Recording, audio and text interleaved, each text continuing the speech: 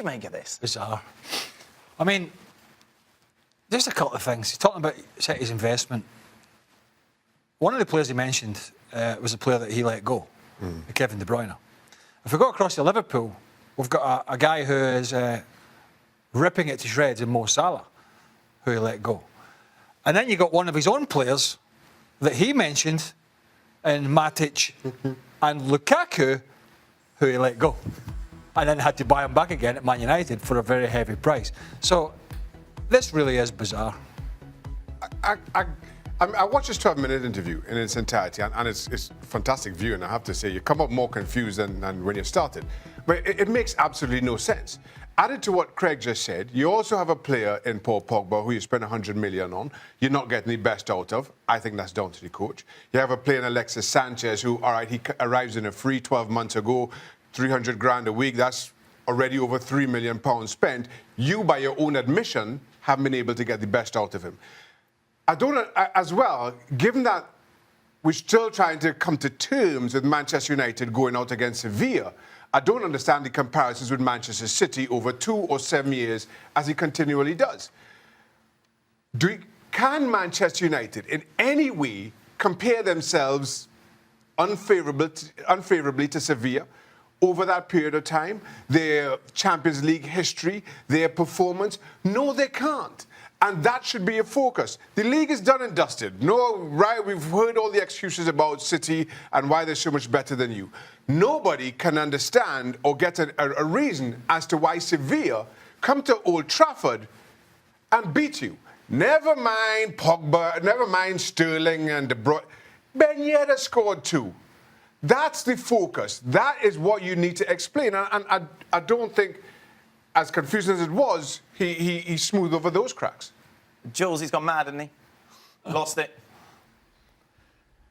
I think what he said after the Sevilla game was insulting to the fans and to the club. I think what he said today is insulting to the fans and to the club and to his own players as well, basically comparing them, a lot of them, to what City have and saying, look, they're great and they were there when the current coach arrived. Look what I had when I arrived and they're dreadful. And again, he's deflecting his own failure and blaming it on other people. Like before, United were rubbish in Europe, which is something he said that we didn't show just now. So it's okay if we lost now against Sevilla because before they didn't do much better. Who says that? Who does that? You failed. You failed. Whatever happened before doesn't matter. You failed this season in Europe, and like Shaka said, you were beaten by Ben Yedder. Just quickly, to what Julian was saying there. He's basically, in a nutshell, just saying, how the hell do you expect me to work with this? That's what he's saying. How do you expect me to work with this? Now, as a player, I'm telling you, you're taking note of this and you're going, right, okay, we'll see about that. Gab, what's happening here? There was a time when Mourinho was known as the great communicator in Spain, in Italy, his first time round at Chelsea, because he'd come up with these things that were inspiring and concise and everybody understood straight away, and mediatically he'd beat everybody. The last 2 times he's spoken in public, he's made no sense. It hasn't worked. It's boomeranged against him.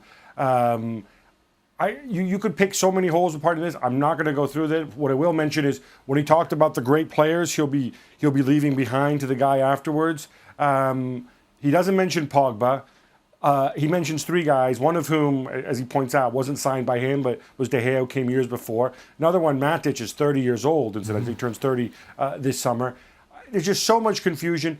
And the best part is, then he goes and he talks about how he and Mr. Woodward are on the same page and they're working so well together. Who do you think signed all these bad players who you don't like? It was Ed Woodward, right? David Moyes, and then later into Van Gaal. So now you're saying, oh, he's wonderful, we're all on the same page. That doesn't bode well. I think he does have some valid points to make, but this is just a terrible way to go about doing it. And they got lost among all the contradictions and all the other stuff he came up with.